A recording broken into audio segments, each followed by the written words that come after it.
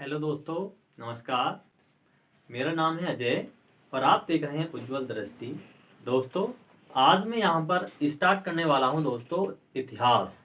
इतिहास दोस्तों बिल्कुल बेसिक से हम लोग यहाँ स्टार्ट करेंगे और एनसीईआरटी बेस्ड हम लोग पढ़ाएंगे, क्योंकि आज जो प्रेजेंट का जो टाइम है दोस्तों, वो जो एग्ज़ाम जितने भी कम्पिटेटिव एग्ज़ाम हो रहे हैं, चाहे यूपीएससी आप ले लीजिए, ठीक है, चाहे आप यूपी पीसीएस ले लीजिए, चाहे आप कोई भी टीचर का एग्ज़ाम ले लीजिए, सीटेट ले लीजिए, यूपी टेट ले लीजिए, ठीक है ना, या कोई भी सेंट्रल का एग्ज़ाम हो या स्टेट एग्ज़ाम हो, ठीक है। आज क्या है दोस्तों, एनसीईआरटी बेस्ड ही सारे क्वेश्चंस आते हैं। तो आज हम यहाँ पर मैं स्टार्ट कर रहा हूँ दोस्तों इतिहास का एक छोटा सा चैप्टर। दोस्तों, सबसे पहले हम इतिहास को समझ लेते हैं कि इतिहास है क्या। दोस्तों, इतिहास जो है अतीत का अध्ययन है। अतीत का क्या है? अध्ययन है, ठीक है। Study of past. क्लियर है ना? बात कर लेते हैं कि इतिहास के पिता किसे कहते हैं। दोस्तों, इतिहास के जो फादर हैं, द फादर ऑफ हिस्ट्री, वो हेरोडोटस है, ठीक है। तो आज मैं दोस्तों यहाँ पर जो डिस्कस करने वाला हूँ, वो मैं डिस्कस करने वाला हूँ कि एडी और बीसी में क्या अंतर है। एडी एंड बीसी, ठीक है, जिन्हें हम क्या कहते हैं दोस्तों, ईसवी एवं ईसा पूर्व। क्या कहते हैं? इसको कहते हैं हम ईसवी, और बीसी को क्या कहते हैं? इसको कहते हैं हम ईसा पूर्व। क्या कहते हैं दोस्तों? ईसा पूर्व। ईसा पूर्व। ये जो दो चीजें आप देख रहे हैं ना, एडी और बीसी, ठीक है दोस्तों। इसमें क्या है दोस्तों, जो छात्र हैं वो बड़े कंफ्यूज हो जाते हैं। तो हम ये इसी पर आज डिस्कस कर लेते हैं। दोस्तों, इतिहास में कुछ तिथियां कैसी होती हैं, ईसा पूर्व में होती हैं या ईसा पूर्व उनके बाद में लिखा होता है, तथा कुछ तिथियां ऐसी होती हैं जिसमें क्या लिखा होता है, ईसा पूर्व या ईसवी लिखा होता है, ठीक है। ईसा पूर्व का तात्पर्य है दोस्तों ईसा मसीहा अर्थात ईसाई धर्म के प्रवर्तक के जन्म से पहले का जो समय है, ठीक है। ईसा मसीहा या ईसाई धर्म के जो प्रवर्तक हैं, उनके जन्म से पहले का जो समय है वो क्या कहलाता है दोस्तों, ईसा पूर्व कहलाता है।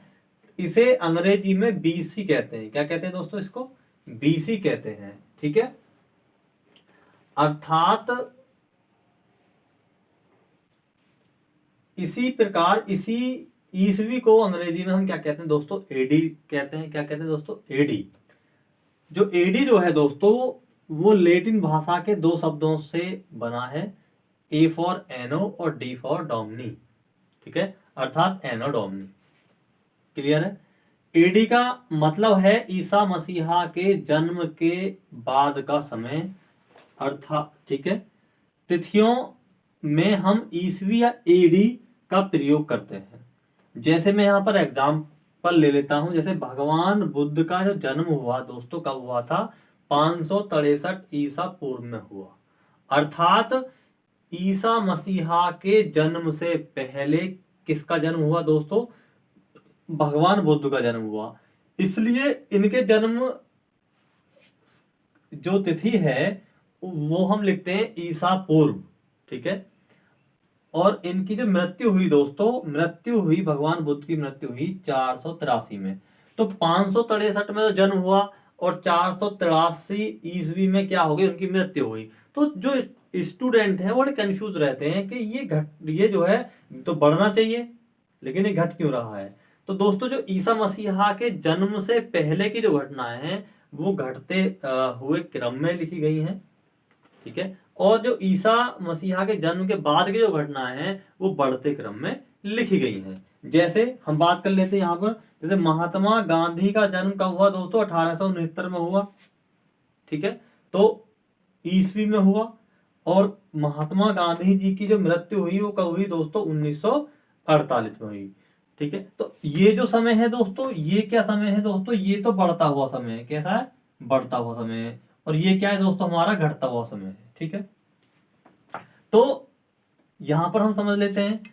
तो ईसा मसीहा का जो जन्म है, वहां से ये जब जन्म हुआ तो वहां से 0 माना। क्या माना? 0। तो ईसा मसीहा के जो जन्म से पहले की जो भी घटनाएं थी, वो घटनाएं ईसा पूर्व में हुई, मीन्स घटते हुए क्रम में। ठीक है। और जो ईसा मसीहा के जन्म के बाद की जो भी घटनाएं घटी, वो उनको रखा गया है दोस्तों हमारा यहाँ पर किसमें? ईसवी में, मीन्स एडी में। तो यहां पर आप समझ चुके होंगे दोस्तों कि एडी और बीसी में अंतर, अर्थात ईसवी और ईसा पूर्व में क्या अंतर है, ये आपको बहुत अच्छे से समझ में आ चुका होगा।